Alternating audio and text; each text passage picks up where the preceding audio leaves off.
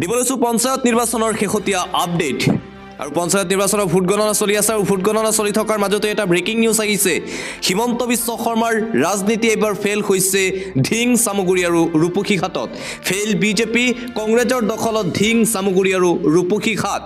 আৰু ৰাজ্যৰ বিভিন্ন প্ৰান্তৰ পৰা কংগ্ৰেছৰ বাবে এটাৰ পিছত আন এটা ভাল খবৰ ৰাখি আছে আৰু এবাৰ দেখিবলৈ পোৱা গৈছে যে ধিং সমষ্টিৰ যিসমূহ পঞ্চায়ত আছিল সেই পঞ্চায়তসমূহ ইতিমধ্যে দখল কৰিছে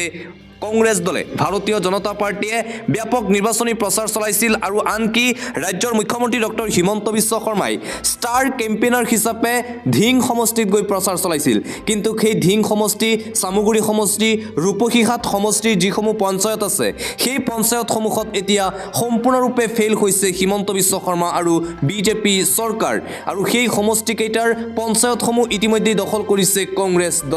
কংগ্ৰেছ দলৰ প্ৰাৰ্থীসকলৰ বৃহৎ জয় দেখিবলৈ পোৱা গৈছে আৰু আন বহু কংগ্ৰেছী পাৰ্টিয়ে বৃহৎ ভোটৰ ব্যৱধানত আগবাঢ়ি আছে বুলি খবৰ আমাৰ হাতত আহি পৰিছে আৰু পঞ্চায়ত নিৰ্বাচনৰ ভোট গণনা চলি আছে আৰু ভোট গণনা চলি থকাৰ মাজতেই কংগ্ৰেছৰ বাবে পুনৰ আহিছে ভাল খবৰ ৰাজ্যৰ বিভিন্ন প্ৰান্তৰ পৰা কংগ্ৰেছৰ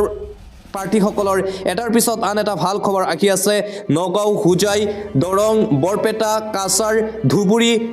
জুৰিয়া ধিং নগাঁও সামগুৰি আদি সমষ্টিৰ পঞ্চায়তসমূহ ইতিমধ্যে দখল কৰিছে কংগ্ৰেছ দলে বিজেপিৰ বিপৰীতে কিছু ভাল ফলাফল দেখুৱাইছে এতিয়া কংগ্ৰেছ দলে এটা পলিটিক্যাল ব্ৰেকিং নিউজ সংখ্যালঘু অধ্যুষিত অঞ্চলত ভাৰতীয় জনতা পাৰ্টিৰ দুৰৱস্থা দেখিবলৈ পোৱা গৈছে সংখ্যালঘু অধ্যুষিত অঞ্চলত ফেইল হৈছে হিমন্ত বিশ্ব শৰ্মা আৰু বিজেপি চৰকাৰৰ নিৰ্বাচনী প্ৰচাৰ কংগ্ৰেছৰ দখলত ধিং সামগুৰি আৰু ৰূপসীঘাট ধিং সামগুৰি আৰু ৰূপসীঘাটত কংগ্ৰেছ প্ৰাৰ্থীসকলৰ বৃহৎ জয় দেখিবলৈ পোৱা গৈছে ধিং সামগুৰি ৰূপসীঘাটত ধূলিসাৎ হৈ পৰিছে ভাৰতীয় জনতা পাৰ্টি ৰাইজে প্ৰত্যাখ্যান কৰিলে AIUDFকো ভাৰতীয় জনতা পাৰ্টি আৰু AIUDFক বিদায় দিলে ধিং ৰূপসীঘাট আৰু সামগুৰিৰ পৰা আঞ্চলিক পঞ্চায়তৰ পৰা জিলা পৰিষদলৈকে কংগ্ৰেছৰ বৃহৎ জয় দেখিবলৈ পোৱা গৈছে ধিঙৰ 6 নং বালিসত্ৰ জিলা পৰিষদত কংগ্ৰেছ প্ৰাৰ্থীৰ খালেদা ইয়াছমিনৰ বৃহৎ অগ্ৰগতি আৰু কংগ্ৰেছৰ যিসকল প্ৰাৰ্থী আছে সেই প্ৰাৰ্থীসকলৰ বৃহৎ অগ্ৰগতি দেখিবলৈ পোৱা গৈছে ধিং সমষ্টিৰ পঞ্চায়তসমূহত আৰু কংগ্ৰেছ দলৰ বাবে এটাৰ পিছত আন এটা ভাল খবৰ ৰাখি আছে যে কংগ্ৰেছৰ যি উপ নিৰ্বাচনত সামগুৰি সমষ্টিত পৰাজয় বৰণ কৰিছিল খুদ ৰকিবুল হুছেইনৰ পুত্ৰই আৰু সেই সামগুৰি সমষ্টিত এইবাৰ আধিপত্য বিস্তাৰ কৰিবলৈ সফল হৈছে কংগ্ৰেছ দল পঞ্চায়ত নিৰ্বাচনত কংগ্ৰেছ দলে পুনৰবাৰ সামগুৰি সমষ্টিৰ পঞ্চায়তসমূহ দখল কৰিবলৈ সম্পূৰ্ণৰূপে সফল হৈছে আৰু সামগুৰিটো ফেইল হৈছে হিমন্ত বিশ্ব শৰ্মা আৰু বিজেপি চৰকাৰ বিজেপিৰ বিপৰীতে পুনৰবাৰ কংগ্ৰেছ প্ৰাৰ্থীৰ জয় দেখিবলৈ পোৱা গৈছে সামগুৰি সমষ্টিত ৰূপসীঘাট সমষ্টিত এক প্ৰকাৰ নাইকিয়া হৈ গৈছে ভাৰতীয় জনতা পাৰ্টি বিজেপিক এক প্ৰকাৰ নাইকিয়া কৰি দিছে ৰূপসীবাসী ৰাইজে ৰূপসীঘাটৰ 9 আঞ্চলিক পঞ্চায়ত সদস্যৰ কংগ্ৰেছৰ দখলত বুলি জানিব পৰা গৈছে বগুৰাগুৰি পঞ্চায়তত জয়ী সাবিনা ইয়াছমিন কংগ্ৰেছ প্ৰাৰ্থী আছিল সাবিনা ইয়াছমিন চতিয়ান পঞ্চায়তত জয়ী হৈছে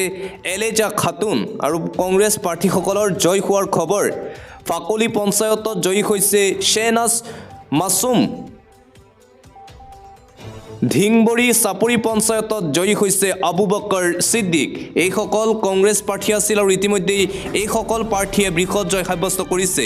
গদাইমাৰী পঞ্চায়তত জয়ী হৈছে নাছিমা বেগম ভুৰবন্দা পঞ্চায়তত জয়ী হৈছে কংগ্ৰেছৰ ফাইজুল ইছলাম কংগ্ৰেছ প্ৰাৰ্থীৰ জয় হোৱাৰ খবৰ এই মুহূৰ্তত আহি পৰিছে বৰগুলি পঞ্চায়তত কংগ্ৰেছ প্ৰাৰ্থী জয়ী হিজবুল মুজাহিদ আলিটাঙনি জামুগুৰি পঞ্চায়তত জয়ী হৈছে মাৰুফা নাৰ্গিছ কংগ্ৰেছৰ এই সফলতা দেখিবলৈ পোৱা গৈছে দগাঁও ধিং পঞ্চায়তত জয়ী হৈছে হাফিজা খাতুন সামগুৰিটো 4টা জিলা পৰিষদত বৃহৎ জয়ৰ দিশে কংগ্ৰেছ দল প্ৰায় জয় নিশ্চিত হৈ পৰিছে কংগ্ৰেছ দলৰ সংখ্যালঘু অধ্যুষিত অঞ্চলত বিজেপিৰ দুৰৱস্থা দেখিবলৈ পোৱা গৈছে বিজেপিৰ বিপৰীতে পুনৰবাৰ সংখ্যালঘু অধ্যুষিত অঞ্চলত কংগ্ৰেছে দেখুৱাইছে নিজৰ শক্তি কংগ্ৰেছ দলৰ বৃহৎ জয় দেখিবলৈ পোৱা গৈছে ধিং সামগুৰি আৰু ৰূপসীঘাটত আৰু আনপিনে দৰঙত কংগ্ৰেছ প্ৰাৰ্থী মনোৱাৰা বেগমৰ বৃহৎ জয়লাভ হোৱাৰ খবৰ আমাৰ হাতত আহি পৰিছে। কংগ্ৰেছ প্ৰাৰ্থী আছিল মনোৱাৰা বেগম আৰু মনোৱাৰা বেগমে ইতিমধ্যেই বৃহৎ ভোটৰ ব্যৱধানত জয়লাভ কৰিছে বুলি আমি খবৰ লাভ কৰিছোঁ। কংগ্ৰেছৰ বাবে আন এটা খবৰ আহিছে, এইবাৰ আহিছে খবৰ দৰঙৰ পৰা কংগ্ৰেছৰ বাবে আহিছে আন এটা ভাল খবৰ। পঞ্চায়ত নিৰ্বাচন ভোট গণনা চলি থকাৰ মাজতেই দৰঙত কংগ্ৰেছ প্ৰাৰ্থী মনোৱাৰা বেগমৰ জয়লাভ হোৱাৰ খবৰ আহি পৰিছে। 24 নং গাঁও পঞ্চায়তত জয় সাব্যস্ত কৰিছে কংগ্ৰেছ প্ৰাৰ্থীগৰাকীয়ে। 10 নং বৰিগাঁও ৱাৰ্ডৰ প্ৰাৰ্থী মনোৱাৰা বেগমৰ বৃহৎ জয়লাভ হোৱাৰ খবৰ আমাৰ হাতত আহি পৰিছে। 52টা ভোটত জয়লাভ কৰিছে কংগ্ৰেছ প্ৰাৰ্থীগৰাকীয়ে। পঞ্চায়ত নিৰ্বাচনৰ ভোট গণনা চলি থকাৰ মাজতেই কংগ্ৰেছ প্ৰাৰ্থীৰ জয়ৰ পাছত আনন্দ উল্লাস দেখিবলৈ পোৱা গৈছে কংগ্ৰেছ সমৰ্থকৰ মাজত। আৰু আন এটা ব্ৰেকিং নিউজ আহিছে যে এবাৰ বিজেপিৰ দুৰ্গত মুখম আঘাত। মন্ত্ৰী ৰঞ্জিত কুমাৰ দাসৰ গৃহ সমষ্টিত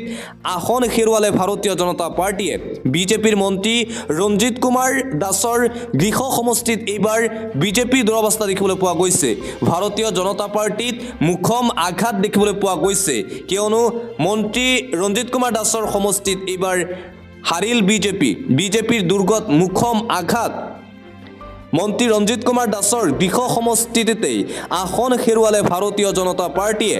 বিজেপিক চেৰ পেলাই আগবাঢ়িল নিৰ্দলীয় প্ৰাৰ্থী। বিজেপিৰ বিপৰীতে একবাৰ আগবাঢ়ি আছে নিৰ্দলীয় প্ৰাৰ্থী। 4 নং মধ্য বজালী জিলা পৰিষদত বিজেপি প্ৰাৰ্থীৰ শোচনীয় পৰাজয়।